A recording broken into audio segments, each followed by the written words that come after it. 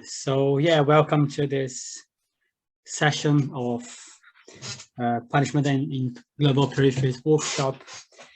In this session, we will have Dario of Carleton University, and then Dario Melossi, University of Bologna, and Louise, Brangan, University of Stirling. As you probably know, speakers will have 20 minutes to give their presentations. Then it will be followed by Vanessa as a discussant, who will have 10 minutes to comment. And then we can have some time for Q&A. So yeah, I think it's all. If you're ready, Dawn, you could go ahead. Great, thank you, Louise. Just gonna start the screen share.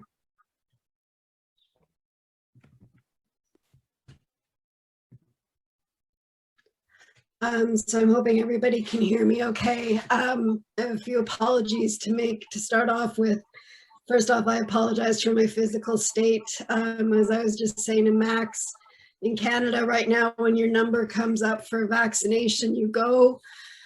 So my number came up right at the start of this conference. So I'm really sorry I've missed a lot of what I was hoping to be really engaged with, but the Moderna vaccine is a serious one.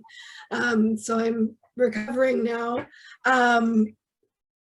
But that also means that I apologize to Vanessa for not getting a more polished paper to her. The other thing that has happened in the last couple of weeks is that the carceral landscape in Canada got hit with a massive cataclysmic piece of news around the discovery of children's bodies buried in unmarked graves. And for political reasons that I'll explain to you as I do my presentation, I had no choice but to switch gears at the last minute to speak to carceral genocide and the unmarked graves of these children, the numbers of whose bodies are rising by the day. Let me start by thanking Louise and Max for bringing this conference together, for all of you being present, for indulging me in being less present than I wanted to be. And as a Canadian, I need to recognize that I am speaking to you from the unceded and unsurrendered, in fact, stolen land, the Algonquin people's lands that were stolen by the British through the process of colonization and restolen again by the French and then again by the British. And normally when I give a land acknowledgement like this, I try to tie it directly to a specific piece of my work that speaks to the calls to action of Canada's Truth and Reconciliation Commission. But what I'm about to speak to today speaks to every single aspect of the 95 calls to action in the Truth and Reconciliation Commission, making my task of narrowing impossible. And so I want to acknowledge that I am on stolen land, that I was educated on stolen land, that I was born on stolen land, and I continue to work on stolen land. And the work that I am doing today is work that speaks directly to part of what needs to be addressed if we are ever to, in fact, achieve true reconciliation with the horrible things and the genocidal tactics that were used against Indigenous, Inuit, and Métis people in this country that we call Canada, but that is originally known as Turtle Island. A few weeks ago, the news broke that the bodies of 215 children were found in unmarked graves on the grounds of a formal residential school in Kamloops, British Columbia. What you are seeing here is actually the memorial on those very same grounds of that very same residential school. Canadians met the news with predictable shock and grief. In communities across the country, people laid children's shoes alongside traditional offerings of tobacco, sweetgrass, and sage, all to memorialize these children and show support for long neglected Indigenous people. 2 weeks later, when I rewrote this paper, 177 more bodies had been covered. Yesterday, 700 more were found, bringing our body count to over 4,000, but with the deep and sad knowledge that there are probably 10 times more bodies underground that still need to be recovered. Millions of dollars have been sourced to local band councils to support what is supposed to be an exhaustive search of all 139 residential school sites spanning the entire country. The expectation, as I said, is that many, many more bodies will be found. I originally intended to write a paper about how Canada's particular brand and as the benevolent and good-hearted nation of the G7 was in fact a carefully curated veil that obscures hundreds of years of human rights atrocities. I intended to show how Canada's prisons, so often held up as global models for humane treatment, are in fact sites of violence, torture, neglect, and homicide.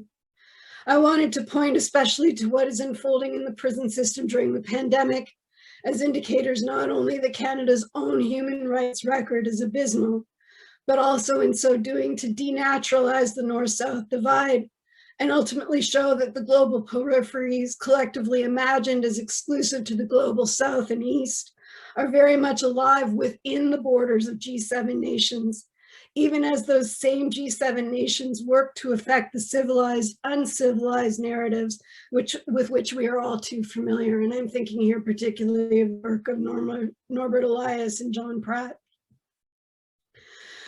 The discovery of these children's bodies over the last few weeks does not change my argument, but it does change the site and the political imperative. The residential school as it existed in Canada and parts of the United States is a site of genocidal carcerality. Starting with that premise, my point here is to peel back the veneer of Canadian benevolence so that we can all look at what lies, the ugliness that lies beneath. In order to understand the effective deployment of Canadian benevolence, we must begin with white supremacy. It was white supremacy that brought colonizers to Canada. White supremacy that excused hundreds of years of social, cultural, linguistic, and moral genocide, and white supremacy that continued until very recently to hold tight to the curtains shielding the unsavory parts of Canadian history. Here we have a picture of our pretty boy Prime Minister, who certainly helps with the good guy brand of Canada, outside of the memorial that had been established on Parliament Hill the day after the news broke of the 217 children. This memorial is now 10 times this actual size. It takes up almost all the grounds around the Peace Flame. And I want you to note the irony of the term Peace Flame as well as the Peace Tower that sits behind it. As we think about the words of W.E.B. Du Bois, who talks about the violence of whiteness, and I want us to think here about these undressed souls of the white oppressors that Du Bois reveals as a vulnerable truth about white folk that he so subversively makes subject of his own gaze. White people must maintain a careful veneer to marshal their claims to racial superiority. But whiteness is not just a problem of history, it's also a problem of capitalism and domination, and its maintenance is vital to the protection of capital colonial control of land and people. Whiteness, as Sarah Ahmed reminds us, and the quote is here, could be described as an ongoing and unfinished history which orients bodies in specific directions, affecting how they take up space. And it's this notion of space I really want to focus on. So too, the residential school is an ongoing and unfinished history that is tied in perpetuity to unfolding histories of savagery, of savage whiteness. And this is a particular kind of Canadian whiteness, Canadian benevolent whiteness that is so eloquently captured by this short video. I'm not actually going to show it to you because we would have to watch 6 ads for laundry detergent before we could get to it. But Simon Holt, who's a Canadian demographer, has established this good country index. And that's what this small documentary is about. And it has all of the typical tropes of pristine Canadian wilderness, tidy, neat Canadian cities, kind Canadians doing kind things.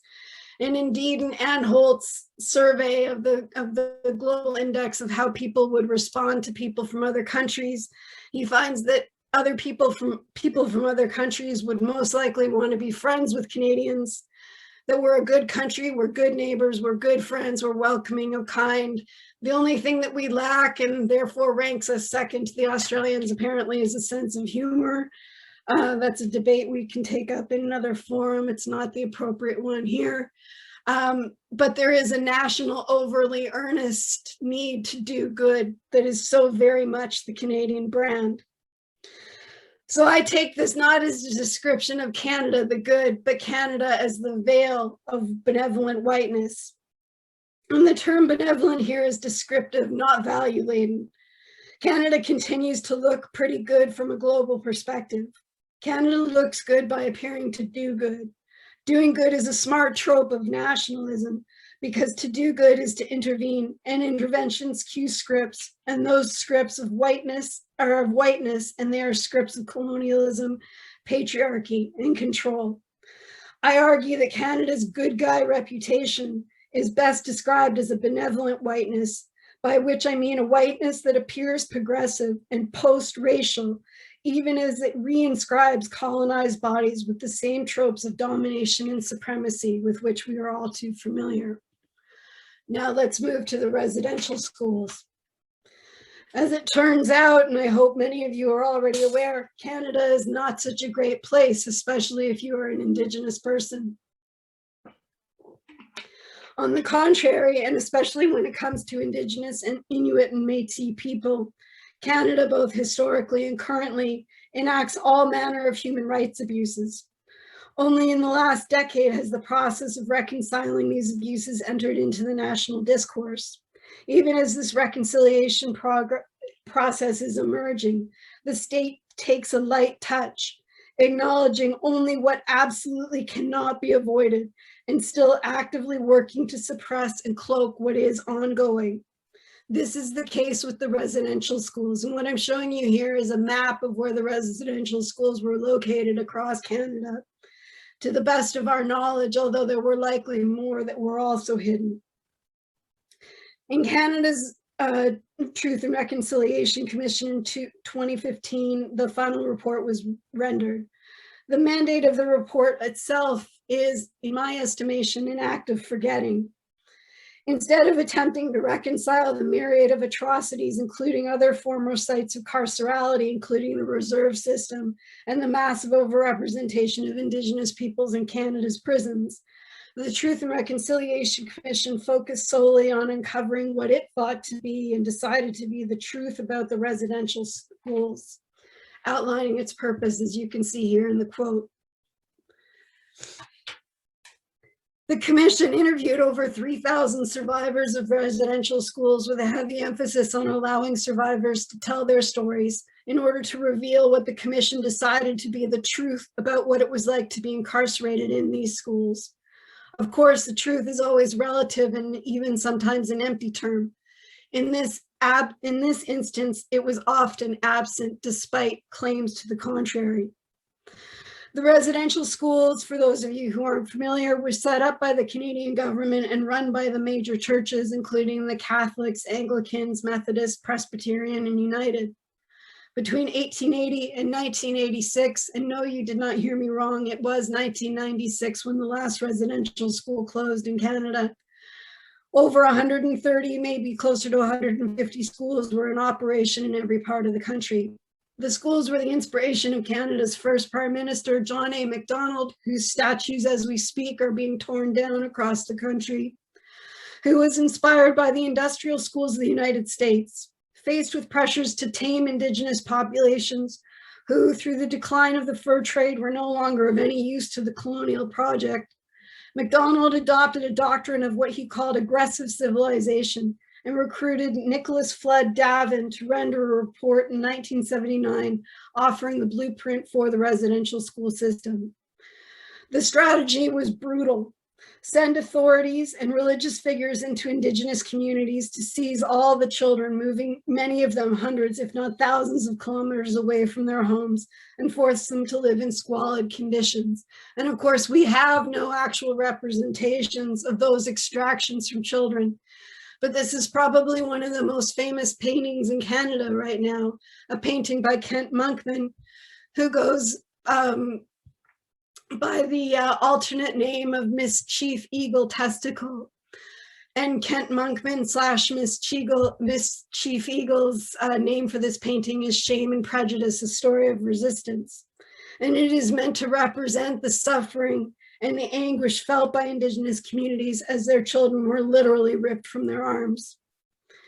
The only goal of the residential schools, as Davin notes, was to, and I quote, catch him, meaning the Indigenous, very young. The children must be kept constantly within the circle of civilized conditions. While the history of residential schools I was taught in public schools suggested that Indigenous families willingly sent their children to schools, escape the poverty and often harsh conditions of reserved life, the reports from survivors show that that history to be entirely false.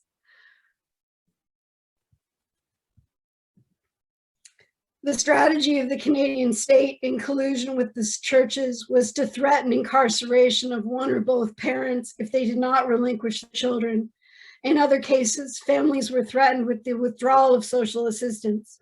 Other forms of coercion were also used, including threats to take even more children, and perhaps most egregiously, make living conditions on reserve so intolerable, families became convinced that their children would be better off at residential school. They could either live at residential school or die at home. I was going to take you through some of the earlier parts of the residential school history, including showing you the parallels between how the children were extracted and moved by the Canadian government, and how this parallels onto other global atrocities like the concentration camps.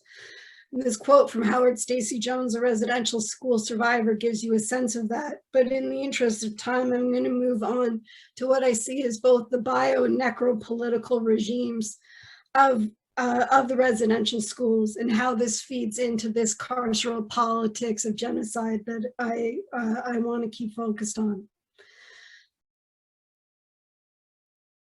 So the bio and necropolitical strategies of genocide have become more and more apparent the more we have learned about the schools themselves.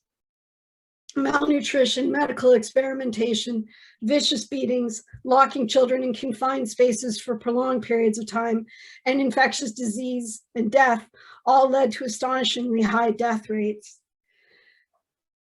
Hamilton's report from 2015 suggests that 3,213 children died in residential schools. As I've said, these deaths are much higher than we originally estimated in 2015. And the reason for that is hopefully made apparent in this image here. So what we are accustomed to seeing and what we were told was true from the Truth and Reconciliation Commission was something more like this image in the top right, where we have a grave of an unknown child, much like a grave of an unknown soldier.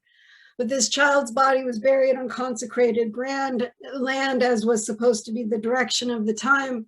And there is a grave marker for that child's grave. This is what Canadians were led to believe happened at all residential schools, but it's not in fact the case. So the image here in the bottom right-hand corner is a marker that was established not by the Canadian government, but if you can read it, and I'm not sure that you can, it was actually a marker that was set up and set by the Girl Guides and Brownies in Brandon, Manitoba. And those of you from the UK, I'm sure, are familiar with Girl Guides and Brownies. It's an association that supports young girls and young women, recreational and outdoorsy kinds of activities, as well as benevolent activities, including this one. But most concerning are these top images here, because this is what we are starting to discover, is that there were graves that were not even marked as unknown, but rather as numbers with no ledger that would correspond the number to the name of a child. These graves are only recently discovered. And what we're dealing with now is this image in the top left-hand corner, where we simply have sites where there is known to be disturbed ground and suspicion that under that disturbed ground are countless numbers of children's bodies that have been buried. So the discovery of now over 1,000 children's bodies in unmarked graves, such as this one that you see in the top left over the last 3 weeks, suggests to us that these numbers are going to be higher than we ever even imagined. And as the body count is rising while I'm writing this and speaking to you, I'm relying on the numbers from 2015, knowing that they are very far from the truth that was presented, that they were presented as at the time. Beyond the sheer and unknown numbers of deaths, economics, politics, and the need to hide what was actually happening in the schools were all major contributors to either convenient or deliberate hiding of bodies. So this quote here from Clara Tizia, who was also a residential school survivor, gives you a sense of what life was like for the children within the schools.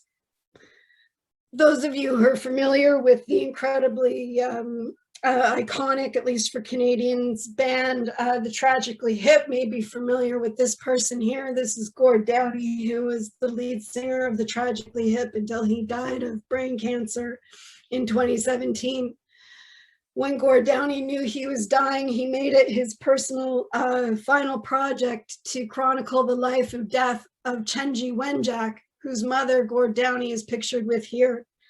Chenji was also an Indian residential school student who died while trying to walk home along the rail tracks from the Cecilia Jeffreys residential school in Northern Ontario to his home on the Ogoki Reserve, almost 4,000 kilometers away. While Chenji's body was returned home, the upset that it caused set the policy for residential schools from then on to no longer return children's bodies to their home communities, because they would, in doing so, end up alerting their home communities that some kind of violence or indeed genocide was in fact occurring at the residential schools.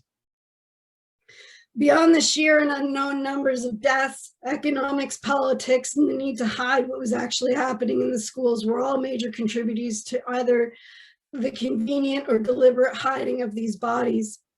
Long established treatment of dead bodies killed on a battlefield underscored the importance of returning a body to its home country and their family. Canada's war heroes have a highway named after them. Canada's residential schools survive. The children who died in Canada's residential schools have nothing.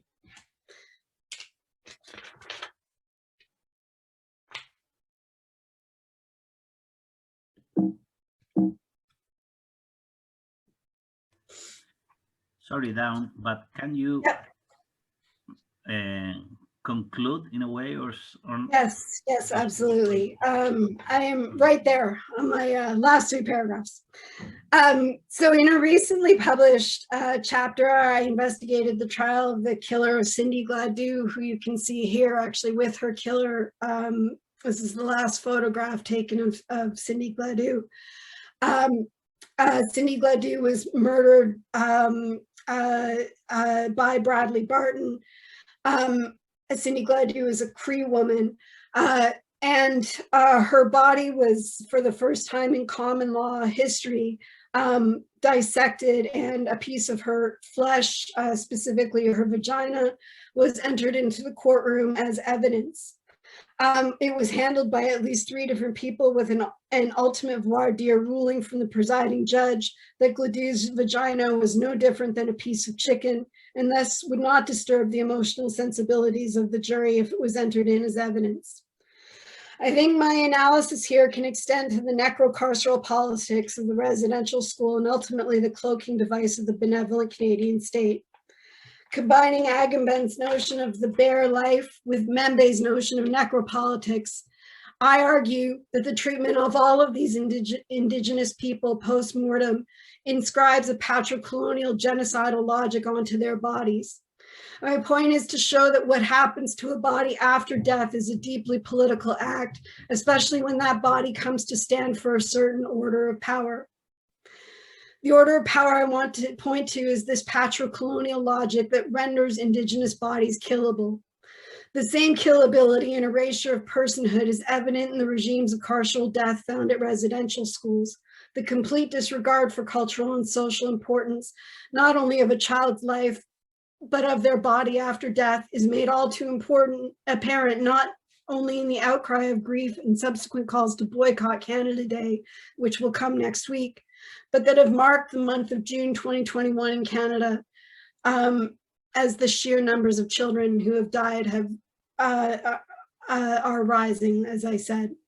But I also want to point out that this is not unique to this particular carceral regime, that Canada is guilty of a rising body count in all manner of carceral regimes. So on your left, you're seeing an image of Ashley Smith, who committed suicide while guards watched in one of Canada's federal prisons for women. In the middle, you're seeing a demonstration against the treatment of prisoners during COVID, who were denied adequate PPE and vaccinations, many of whom are continuing to die of COVID because the prisons, the Canadian government has failed to release anybody from prison, even those being held without conviction at all. So clearly the point here is not that the truth of Canada is as Canada, this peaceful, conflict-free, benevolent society. The truth of Canada that I want to point to is actually a logic and a governmentality that is exceptionally successful in a regime of nation branding that is a fundamental technology that allows for horrific human rights abuses to remain unchecked, because the home of Santa Claus and Lester Pearson cannot simultaneously be a land of such long-standing bloodshed, such cruel treatment, such deplorable conditions, and such relentless genocide. Canada's national brand is a crucial part of a long-standing governmentality that treats any reports of malfeasance and as a blight on an otherwise pristine record of tolerance, inclusion, and safeguarding human rights. And I'll leave it there. Thank you. Thank you very much, Dan, for this very interesting presentation. So now we go to our second presentation by Dario Melossi from the University of Bologna. The title is A Global Prison. Thank you, Máximo. Can you hear me? The sound is fine. Yeah, okay. Now, good afternoon to everybody, and thank you for having me here. Well, here, in this digital here, of course, which is a wonderful way to get together anyway. Now, Máximo very kindly just told you the title that came to my mind when the organizer Louise and Máximo asked me for the title. But I think what is more meaningful in terms of what I'm going to talk about is the subtitle, which for now is slightly different from the one that Vanessa got, but is the same concept. From the permanent slavery of the unfree to the slavery pro tempore of the free. From the permanent slavery of the unfree to the slavery for a time of the free. And I hope that I'll be able to tell you what that is about in my presentation. I tried many times, I would have wanted to read you the paper, but unfortunately, all this came out too long. And so I'm going to tell you about it. And for that reason also, I'm sorry, but I don't have any PowerPoint, so I'll just have to talk to you. Essentially, the ideas for this very much work in progress. I mean, to a certain extent, I'm also in uncharted territory, at least as far as I'm concerned, came out of the reissuing a couple of years ago of this book here. I don't have a PowerPoint, so I'll do a little bit of a show and tell. The Prison and the Factory, which is a book that I published originally together with Massimo Pavarini. Well, at this point, probably 42 or 43 years ago. And a couple of years ago, a reissue came out, and we had a chance to discuss it in a number of places with some also of the colleagues and friends who are here, and that I, again, thank you for that. And the reflection about those discussions and about the book are at the basis of this. Because I came to realize that when Máximo and I wrote The Prison and the Factory, we sort of intentionally left out what was not the object of the prison in our analysis, and what was not the object of the prison in much revisionist literature of the 1970s, you know, like from Foucault to Garland and so on, in the sense that the scope, the area of interest, if you like, of imprisonment, as is described in The Prison and the Factory in this other book, is essentially free men. And I emphasize both terms, free and men. Free men of lower extraction or lower social extraction, of course, as Rusche would point out at the beginning of the research that then brought him to punishment and social structure, but still free men. And this was something that was also noted by Sutherland, for instance, in one of the very first edition of Criminology, where he talked about this called cultural consistency theory, and he made a connection between the instantiation, entrance of freedom in the modern age, and the idea that then was developed and was possible of deprivation of freedom as punishment. So I started thinking, you know, what are the categories of people that instead we find not in prison? And by prison, it should be, it is really important to remember that what I mean is detentive punishment, the idea of punishing people by depriving them of freedom, you know, prison in that modern idea, because of course, prison in terms of custody have always existed, but prison in terms of punishment and detentive punishment is a very modern age idea. And it seems to me that there are three categories of people who we don't find in prison, and we have not found in prison. And those are children, and there might be, of course, exceptions, but more, you know, by and large, I don't think, if we keep in mind that definition of prison, there is a certain agreement about that. The other category is slaves, or if you like, the unfree, and I'll try to explain later why I use this expression. And finally, women. Now you will say, but how can you say the women are not in prison? You know, after all, in all prisons we find women, right? But the question is that one of the most unexplained and under-discussed and under-questioned element of penology is the very low participation of women in imprisonment, which and the fact that this is a constant, is a kind of penological constant, that in all society, in almost all ages, you know, we have between 5 and 10% of women as percentage of the prison population, whereas instead, of course, their percentage in the general population is a little bit more than 50%. And so I started thinking, well, what do these three categories of people have in common? And if you, as I did, would have had the very, you know, questionable idea of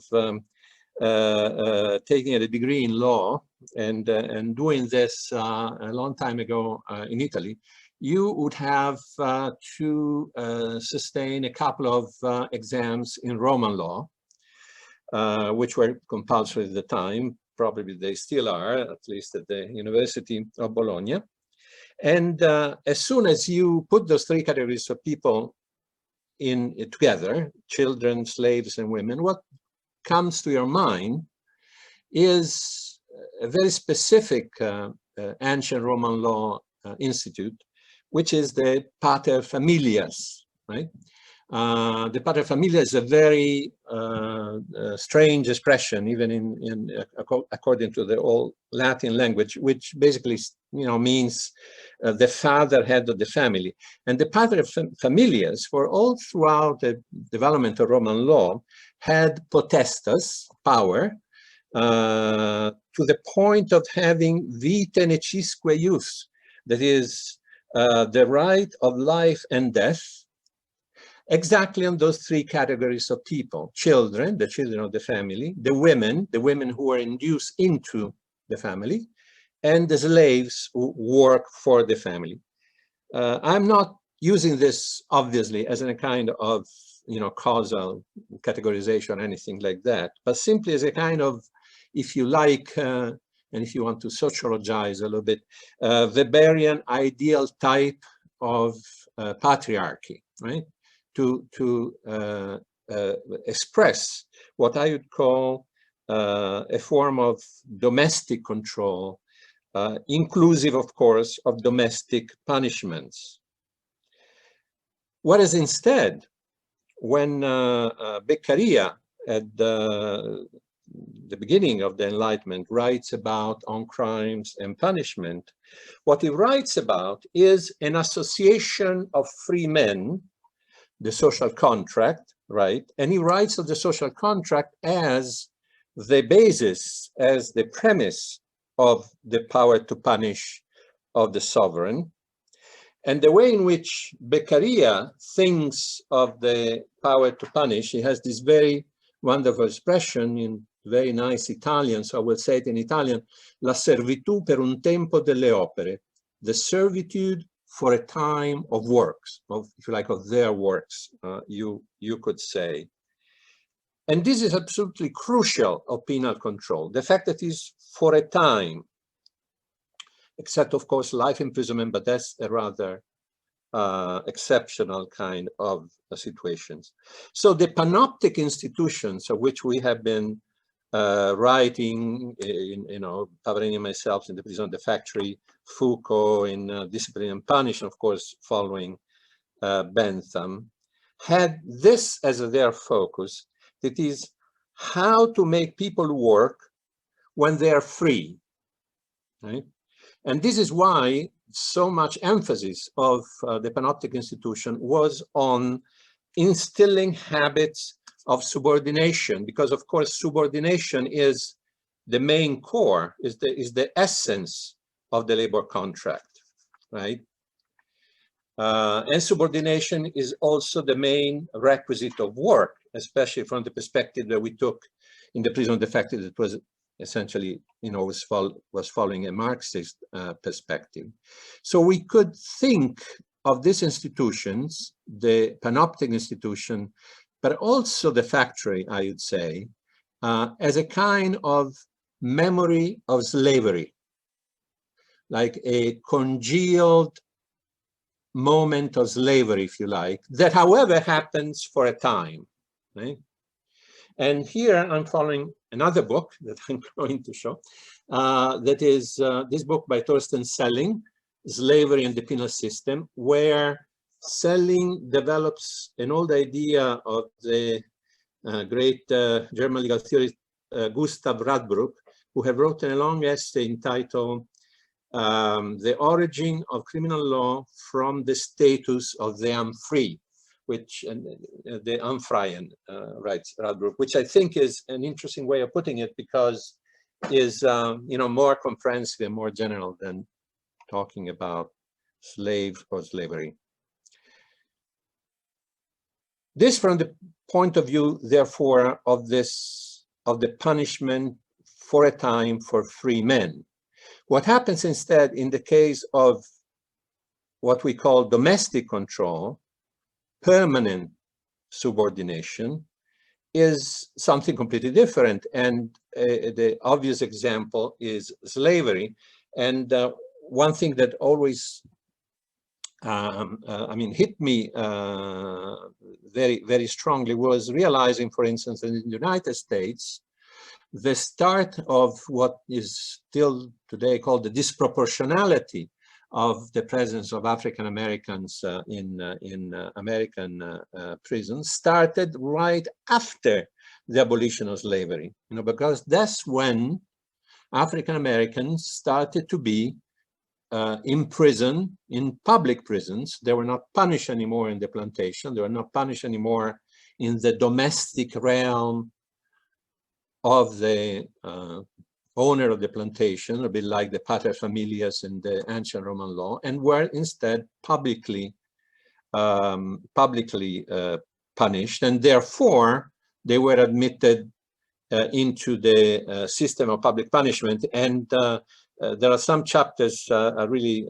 beautiful in the Selling reconstruction, showing us how a number of institutions that were then created, especially in the southern states, the chain gangs, the prison farm, and so on, were efforts, in a sense, at recreating the plantation within the prison system, right? And many of the characteristics of punishments under slavery and of the kind of life that African Americans had to endure under slavery were reproduced in these institutions.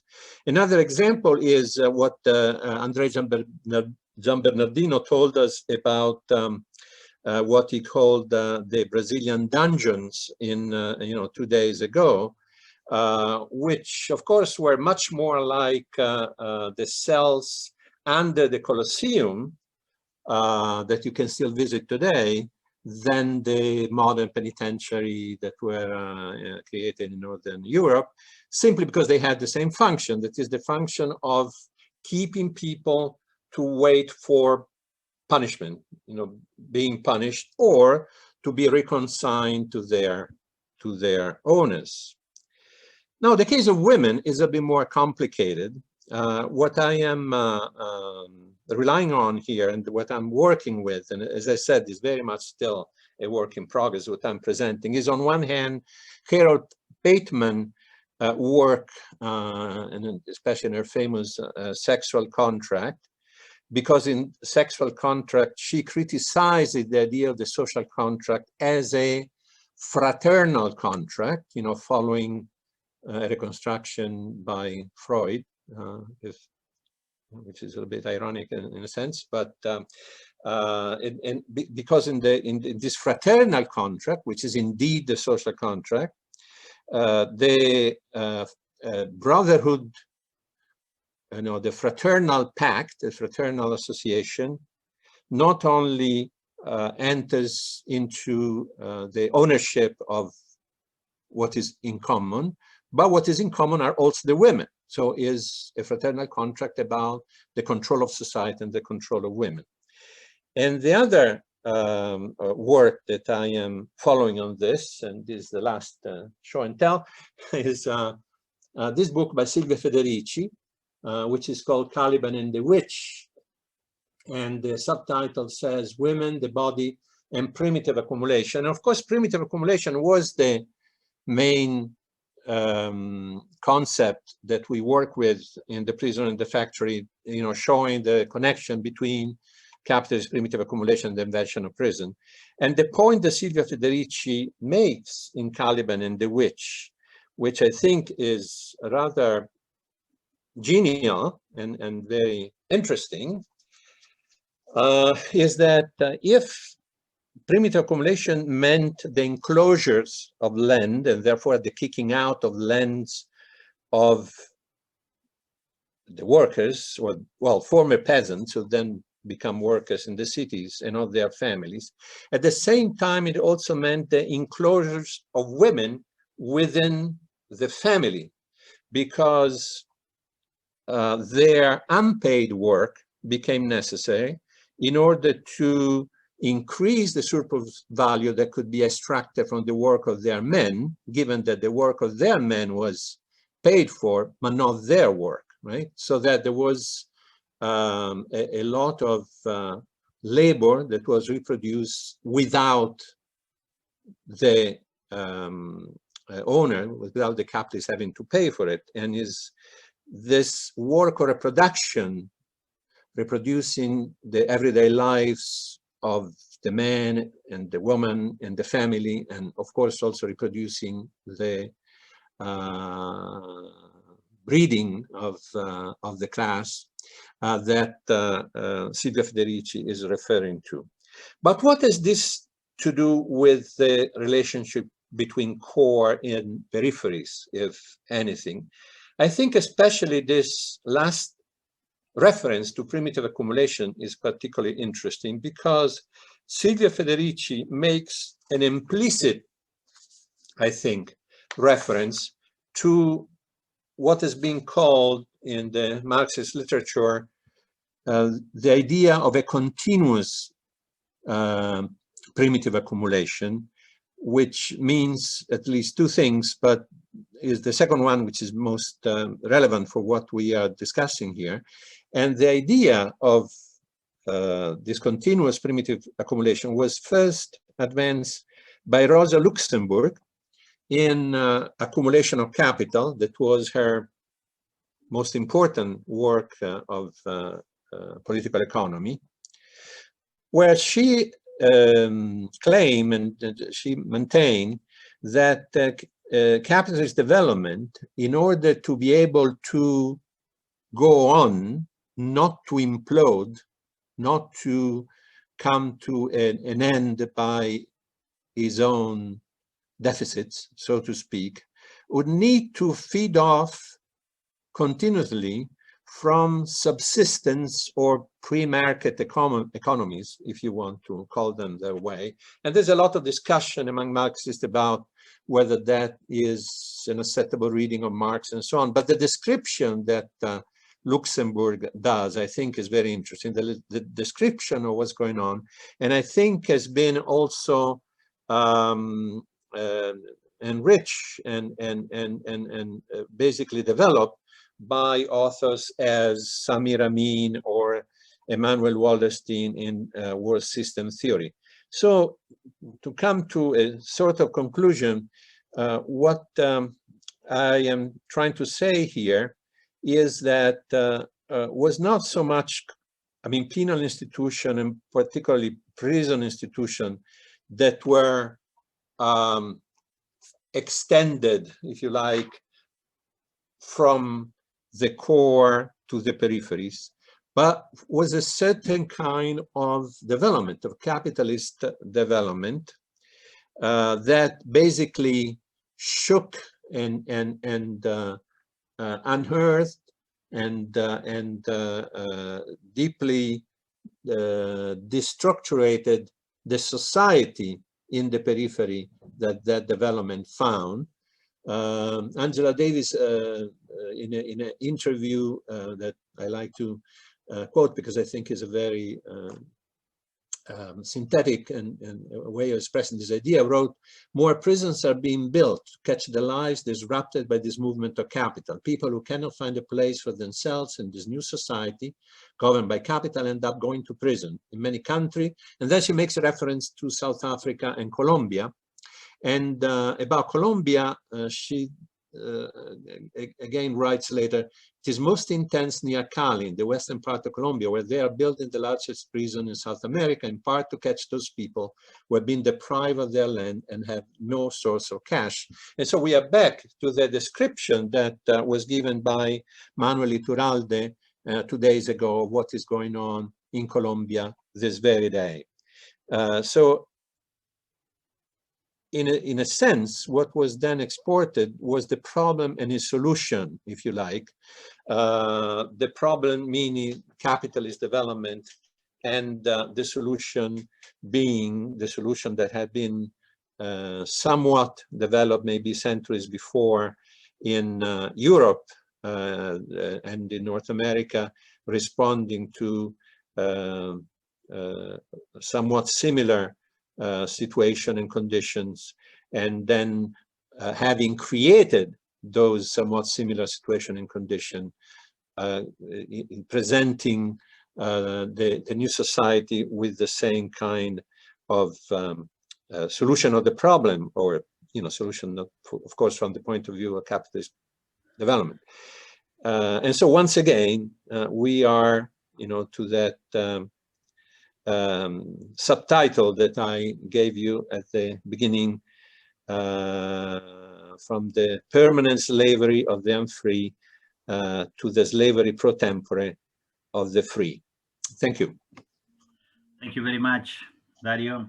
And then we have our third presentation by Louise Brangan from the University of Stirling, and the title is, originally was Southernizing Irish Sociology of Punishment, but I think that you changed it, Louise, isn't it? Yeah, of course I've changed it. I mean, yeah. Can you hear me okay? Perfectly okay, thank Okay, you. perfect. So that's the audio. We will now check the visuals. Okay, and can you see this okay? Okay, great. I have to issue a quality assurance warning at the outset, is that I'm actually on maternity leave at the moment with a relatively new baby. So with all of the sleep deprivation that entails, so not firing on all cylinders, just be gentle, bear with me as I go through this. But what I'm going to try and speak about with at least hopefully some degree of clarity is I want to discuss how UK and US notions of penal politics can come to inflect our contemporary penal histories. And in particular, what I want to look at is the Republic of Ireland. And specifically, I want to look at claims that the Republic of Ireland's penal history is exceptional. And I chose this image to kick us off because I think it really nicely sets the tone.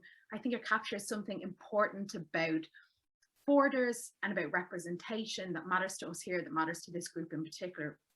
So this is a piece of public art. It's an installation. On one side, it says here, and then on the opposite corresponding side, it's not necessarily as clear because it's kind of covered by trees, but it says there.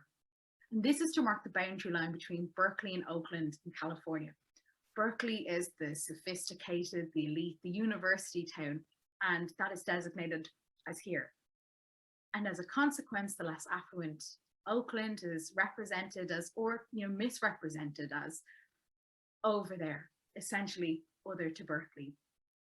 And so what that has in my mind is me thinking, how can we as researchers, how best cross borders, how can we traverse global boundaries, compare differences, and research our own forms of punishment without creating a here and a there in this same way.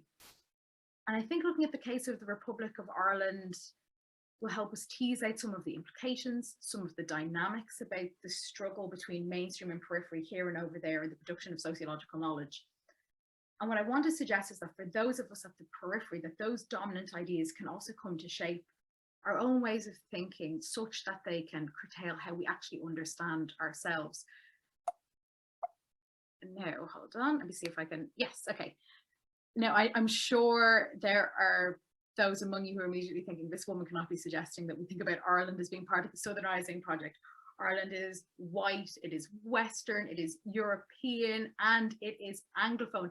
And all of that is true, but that all of that is true, and that Ireland is semi-peripheral, I think makes it extremely interesting and instructive case for those of us interested in Southernizing criminology.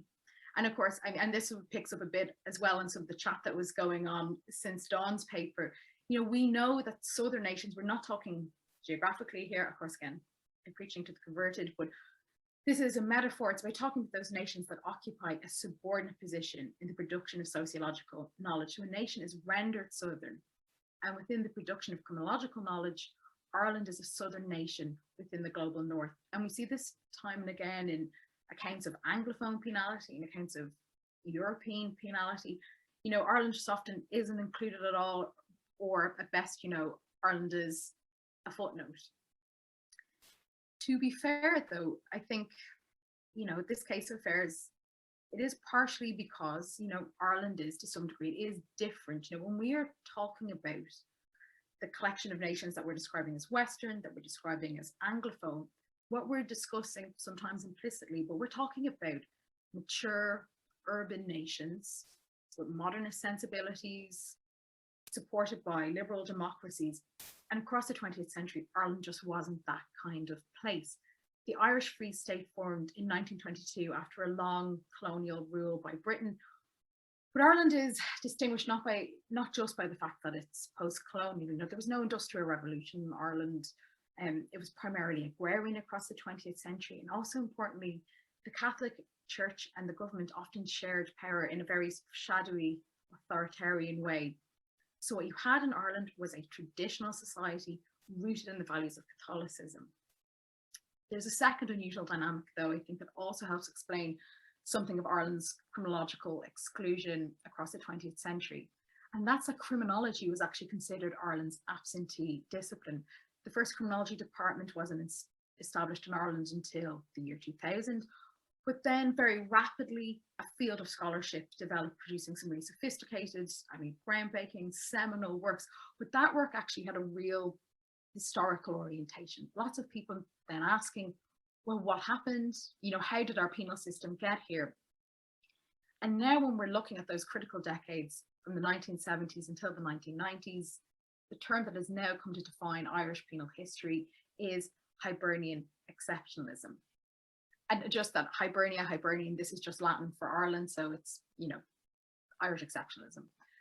And what the term Hibernian exceptionalism, this is intended to express that, Ireland, like other small exceptional nations, didn't follow the punitive path of the USA, of England and Wales in those critical latter decades of the 20th century. So it establishes that within the North Atlantic, Ireland was different. And so while Anglophone criminology, it's been rightly challenged for being, for having some universal overtures, the value of Hibernian exceptionalism then is that it challenges the generalizability of that prevailing penal theory, even within the English-speaking North Atlantic. Fine, except this is where things get a little bit complicated, because Hibernian exceptionalism presents Ireland somewhat as being, and often implicitly as being, an exception among exceptions. So unlike other cases of exceptionalism, say like the Scandinavian nations, Hibernian exceptionalism isn't distinguished by its penal parsimony, it's distinguished by its penal absences. Now, what do I mean by that? Well, firstly, the Irish absence of penal welfarism. So unlike, their counterparts in the UK and the US, particularly in the first half of the 20th century, in Ireland, there was no engagement with experts. There's certainly no criminologists, there was no research, there was no policy documents. And as a result, there had been no rehabilitative ideal in Ireland. But also conversely, there's an absence of punitiveness.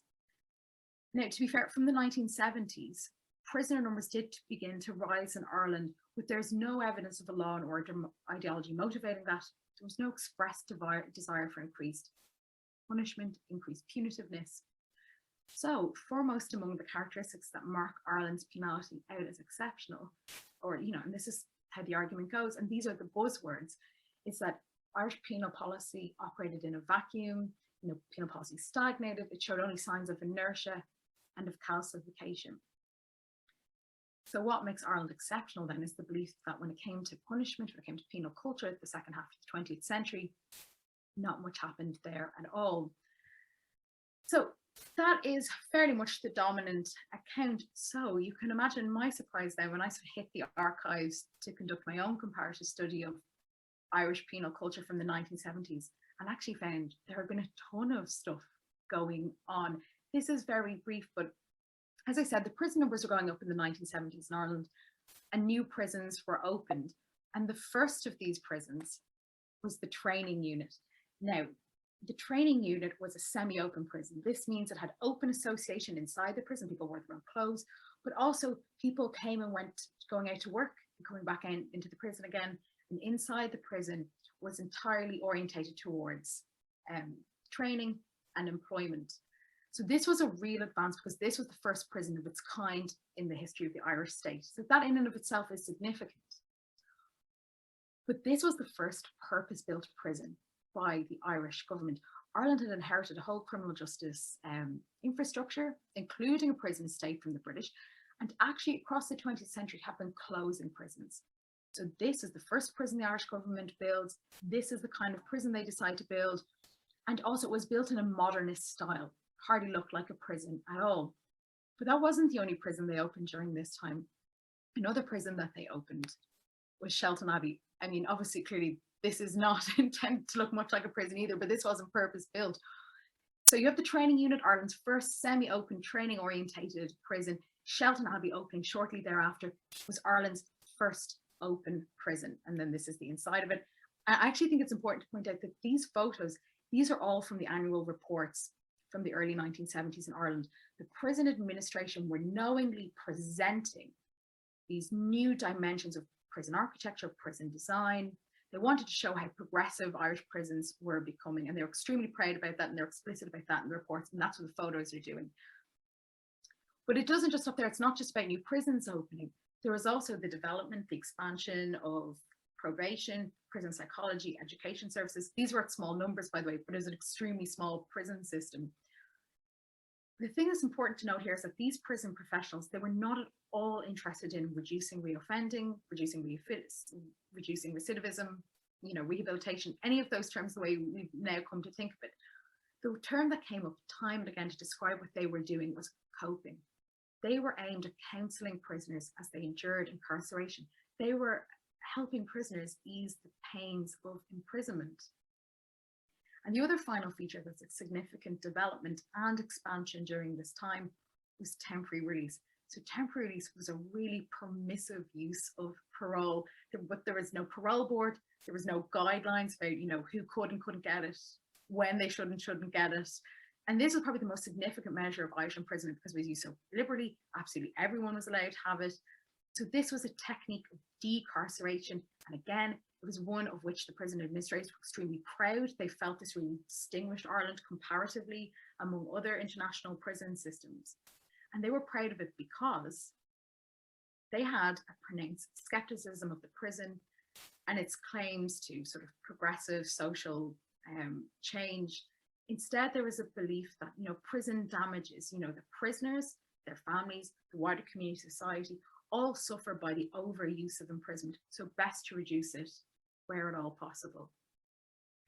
So that is a bit of a thumbnail sketch, but what it does establish is that, you know, the 1970s was a period of significant development in Ireland.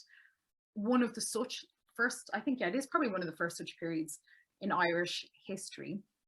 And yes, the prisoner numbers, they were going up, but the problem of the growing prison population was being met with these new penal techniques that were reintegrative, they were supportive, they sought decarceration, they weren't attempting to reduce recidivism, they weren't attempting to produce any sort of crime control effect.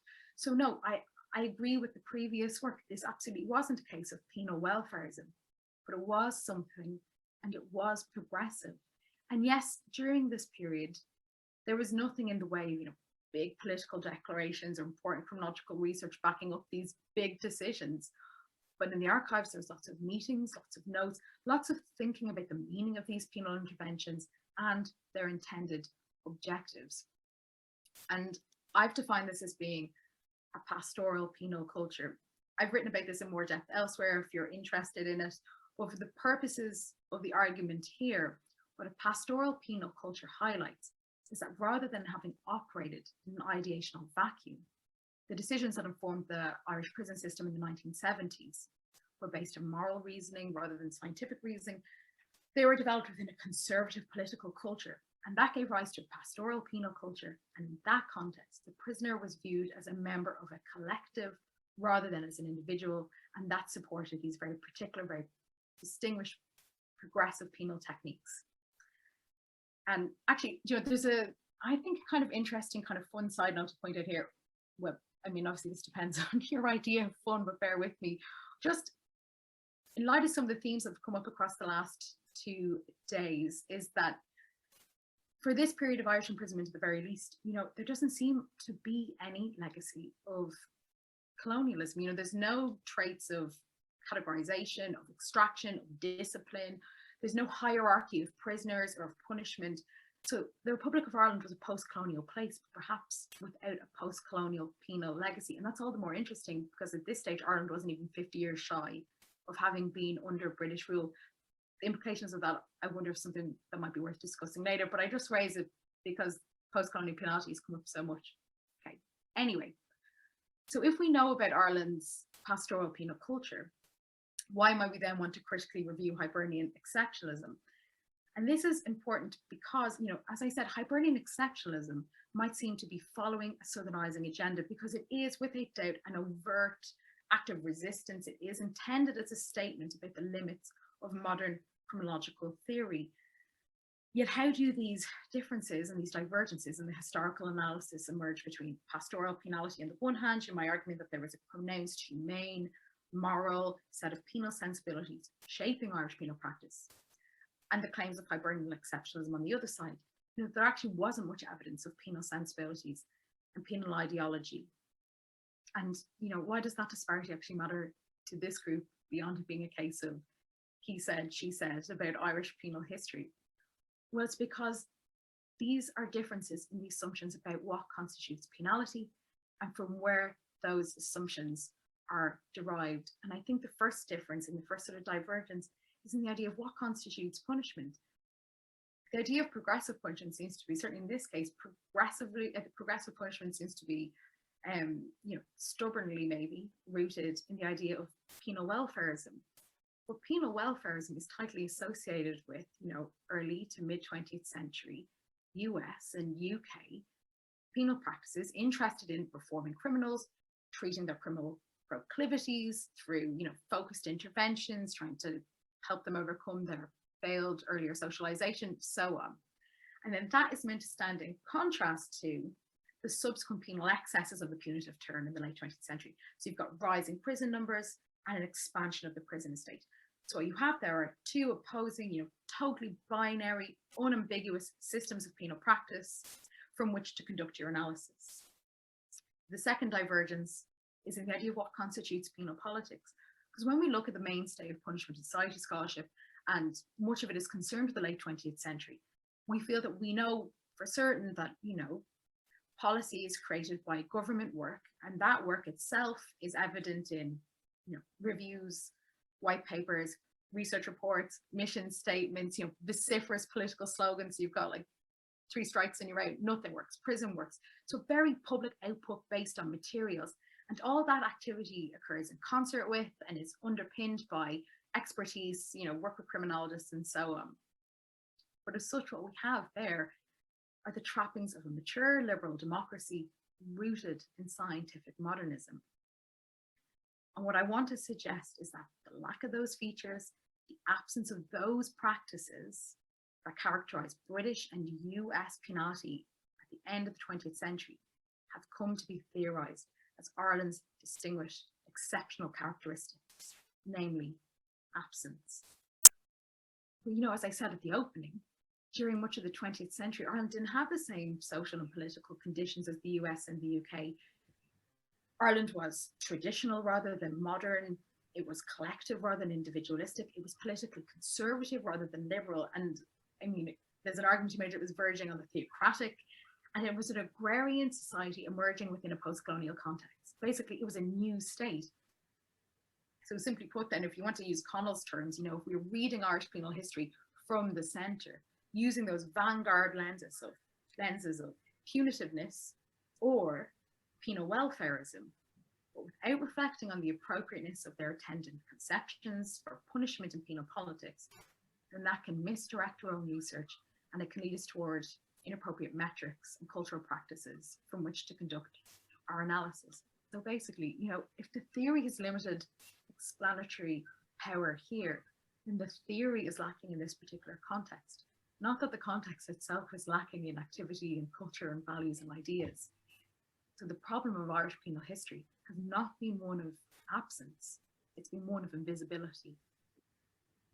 So as a consequence, there's actually an irony to defining Ireland as exceptional because, as I say, it's an overt act of intellectual resistance.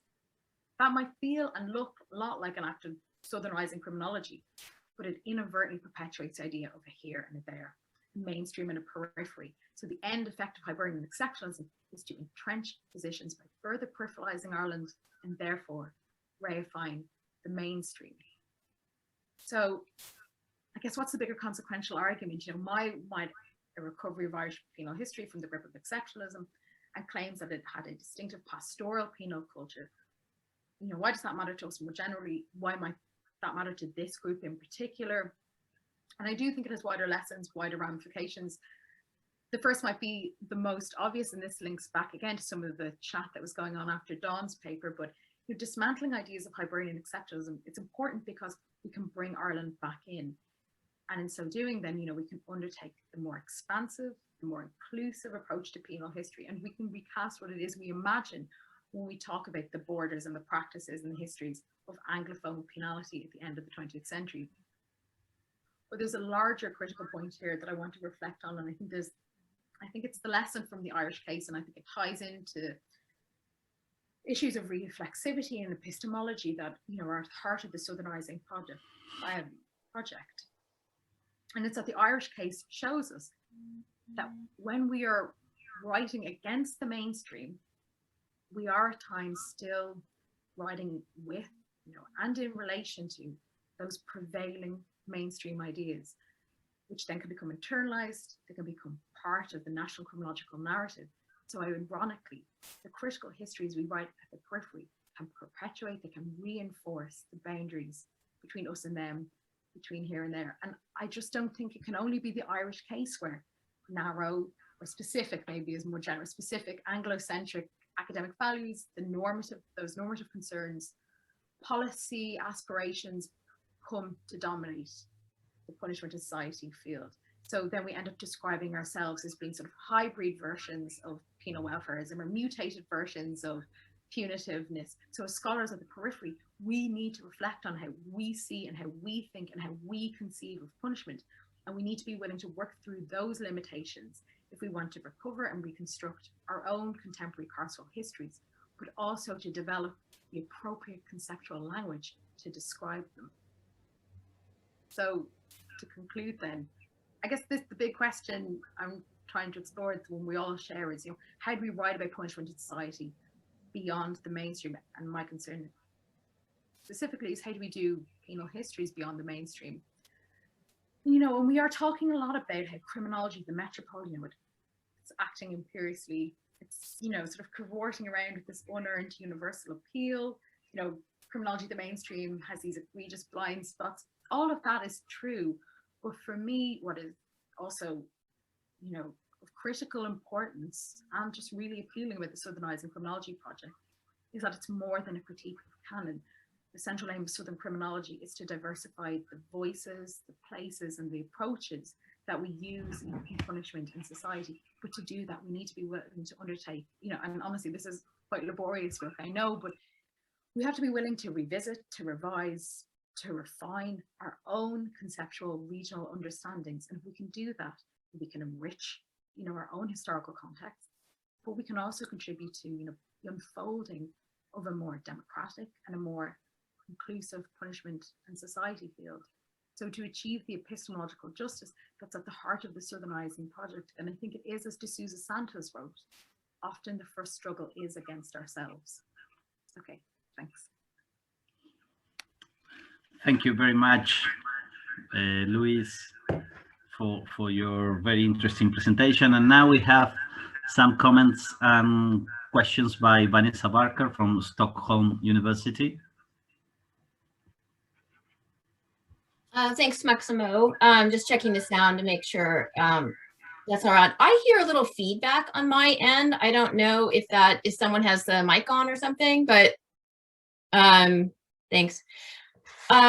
I just first of all would like to, maybe as a group, if we could take a 1-minute moment of silence. I think that many of us were really moved after Dawn's presentation, and we kind of moved forward into the next presentation. I just want to revisit that moment because it was very powerful, and in some ways it feels slightly like a violation to enter into this academic debate and critique, because I'm going to have some hard questions for you, Dawn, about some of this work. So, but I just thought, if it's okay, I have 10 minutes supposedly. I'm going to cede my 1 minute for a moment of silence, and if we could just reflect or just be silent on the deaths that Dawn brought to us, and to think about the nature of our work and what it actually means for people's lives.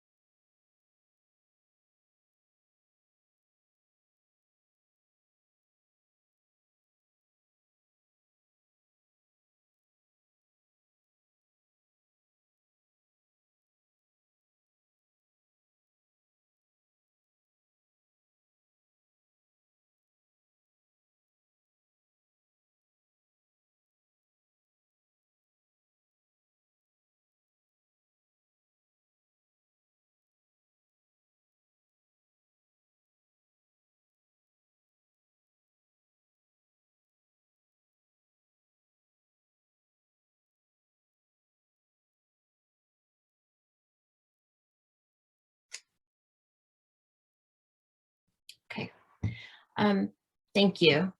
And thank you for the invitation to comment on all of these really thoughtful papers and presentations.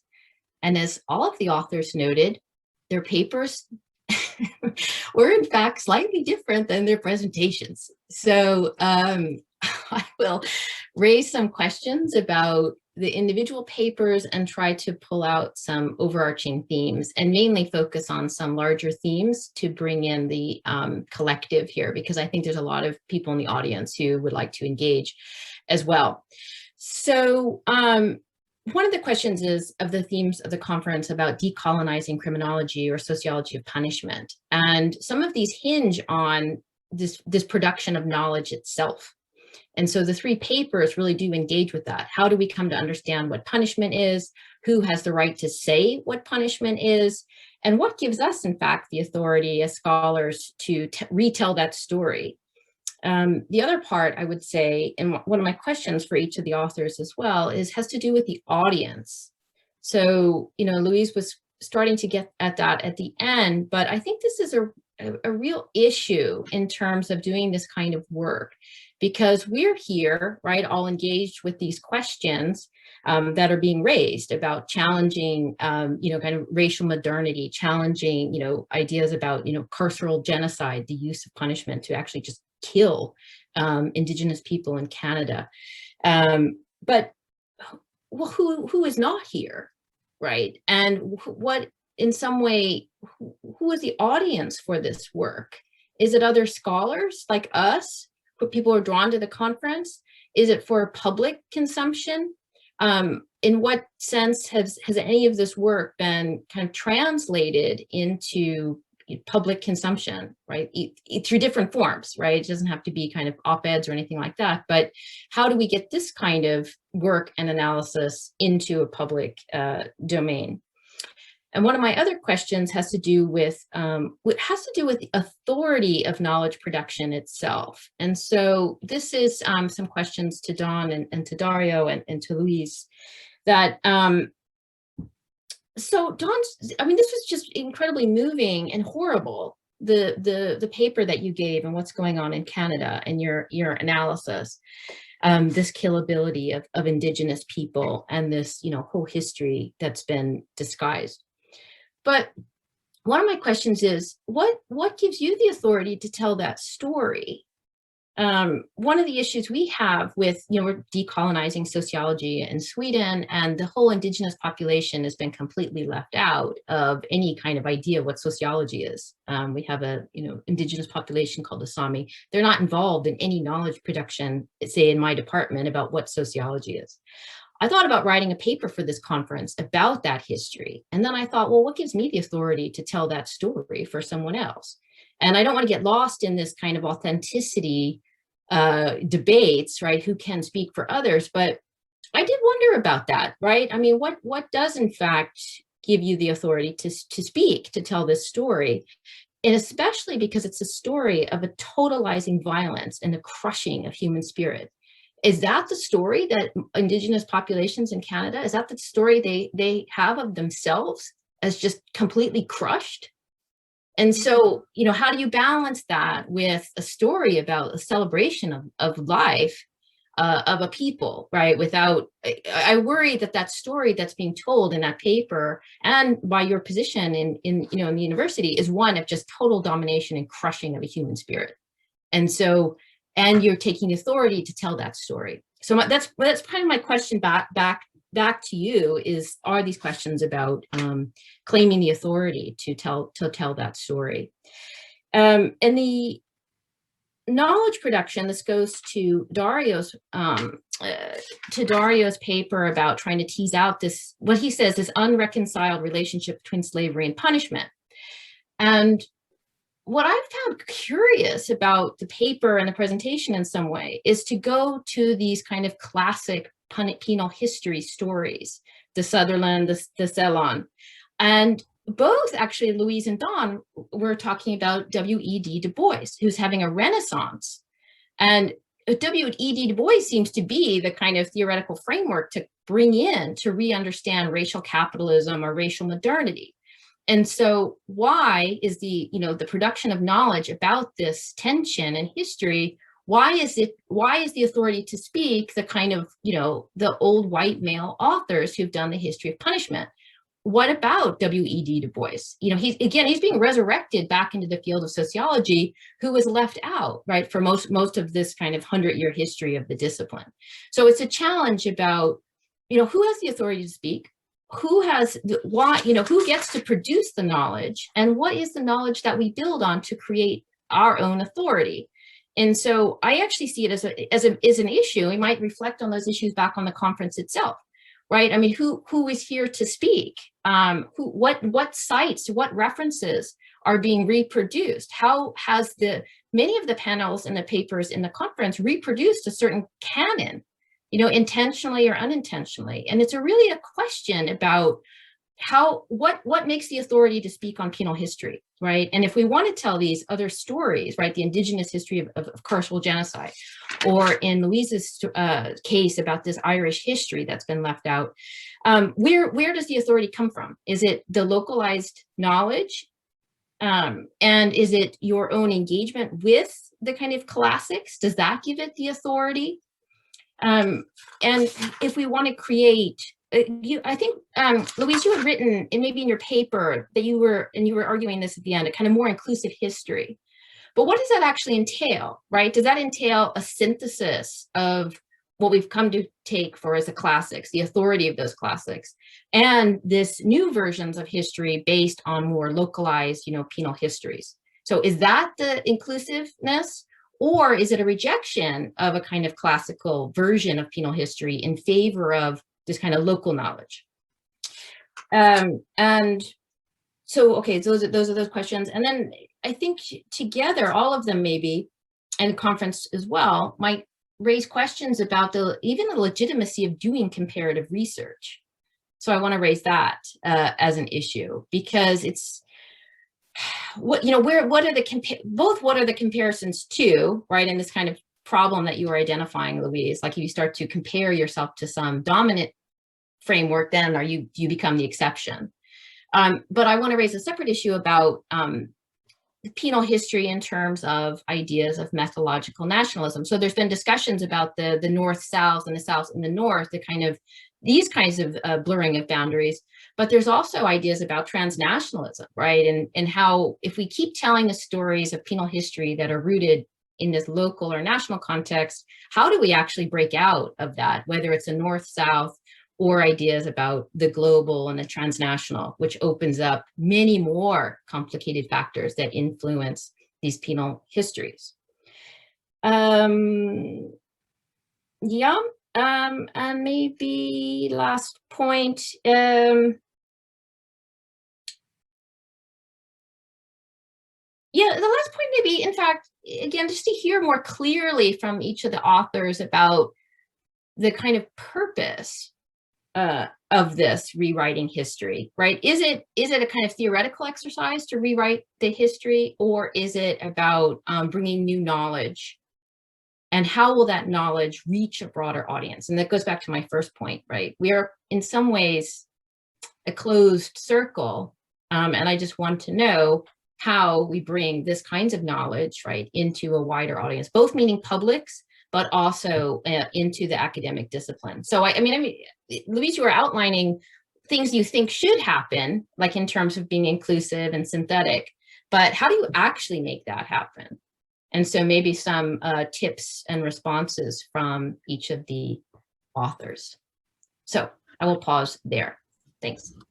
Thank you very much, Vanessa. So we are running out of time, and probably this is partly my fault, because I was so relaxed in listening to all you and never show you a let's say a concern about time in the presentations.